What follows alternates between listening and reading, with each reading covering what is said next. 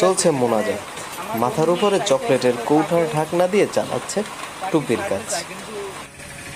সে মেয়ে আমার বন্ধুকে ছাড়তে চায় না, কেননা আমার বন্ধু খুবই হ্যান্ডসাম একটা ছেলে। কিছু দূর সামনেই চলছে গ্যান্ডারি খানা পিনা। হ্যালো গাইস, আরমান ভাই আমাদের ক্যামেরা দেখে হতভম্ব।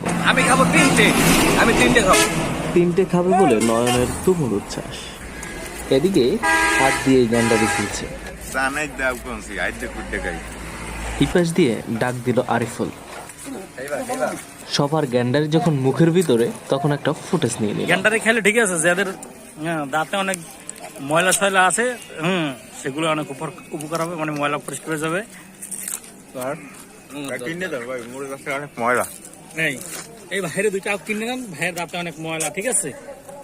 ভাই অনেক পান খায় তো সেজন্য দাঁত পড়ছে। গ্যান্ডারি খেলে দেখবেন দাঁত পরিষ্কার হয়ে গেছে। আগে কি এই গ্যান্ডারে খেয়ে কোনো উপকার পাইছো? আমার দানা মতো আমার মুখ ছেড়ে খাইলে এত সাতকে